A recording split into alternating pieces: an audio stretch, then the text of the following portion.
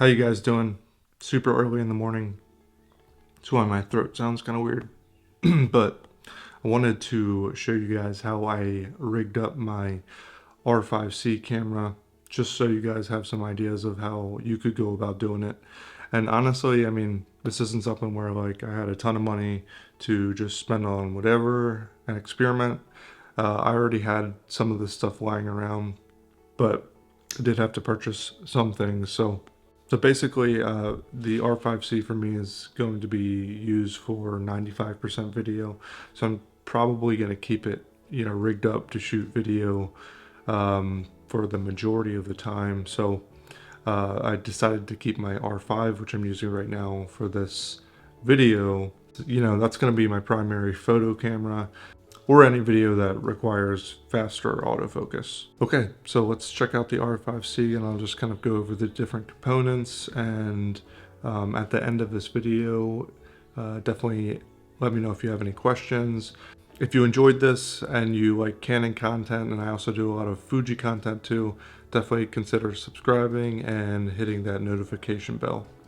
Okay, so on the camera, I have the RF 70 to 200.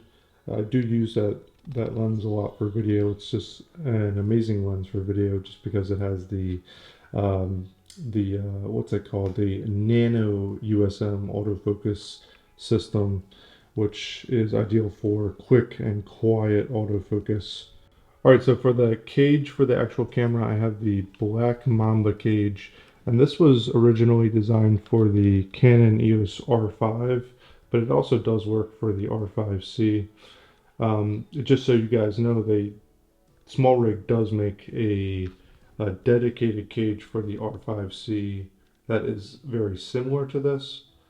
But honestly, the differences weren't big enough for me to consider picking that up. So this will do just fine for me.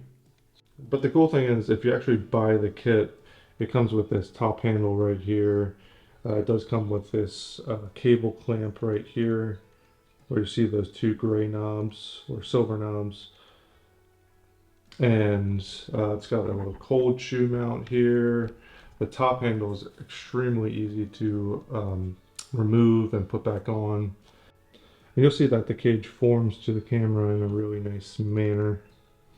This cage is also cool because it's sort of set up for hybrid shooters in mind. So you do have slots where you can, attach a strap or strap unit. Like I have the Peak Design system set up right here. So if you need to, take off the top handle real quick and then take off the battery unit, you can start using this to shoot photos in a really quick manner.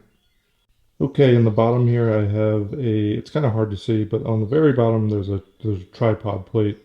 But right above that there's a Small Rig base plate, uh, which helps in attaching these rods that I have onto the camera. And basically right now I'm just using the rods to attach the battery pack back here. So let's take a look at that. Okay, so on the back for powering the actual unit, I'm using this power bank that I got off Amazon. And actually it was on sale and I got it it was only $20, but it's pretty perfect for the camera. It's 45 watt power delivery. So, it's exactly what you need to attain the ability to shoot in 8K 60, which I will probably never do. Or, I mean, not in the near future in a serious manner, most likely. But you know, with regardless if you're shooting 8K or not, and you need the autofocus in your lens for that, it's good to have an extra battery system or backup system set up for this camera, because if you're relying on the internal batteries, the what are they called, LPENH batteries, you're definitely going to be swapping out those batteries a lot. I specifically like this battery pack because it does have that display where it shows the percentage of battery that's left in the battery pack. So, I find that really helpful. You don't have to be guessing how much battery is left, because a lot of these battery packs just kind of have these like blue dots that blink. You know, there might be 4 or 5, and then it just you know, decreases, and you don't really know how much runtime you're going to have left. With the power bank on the back here, I did opt to have this screen set up so that I could view it on the side here. You know, I think it's still good to have a usable display somewhere else besides the external display I'm using up there. So it's also nice to still have access to this screen because you can still use it and flip it out on the side here if you need to get any, you know, low or high angle shots. All right, so going back to the battery, just to show you guys how I actually mounted it on the camera unit.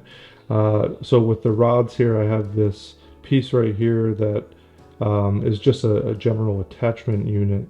And SmallRig actually sells this piece right here where it's a clamp for any power banks. So it happens to fit perfectly with this clamp.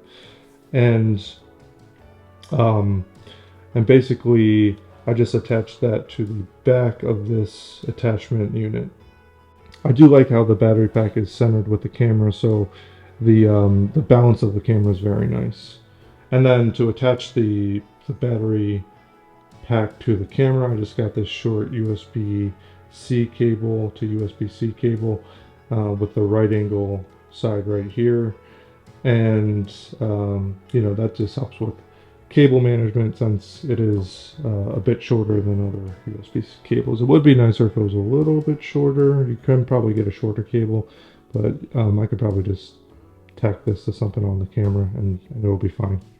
All right, let's see what else. Oh, just so you guys know, the cage is also cool because it has a little multi-tool at the bottom of the cage that you can access, and it's attached by a little magnetic piece. So I haven't lost it yet. I think it's a really great solution, and really kind of saves you a lot of pain in trying to find tools when you're on set or just trying to get something done.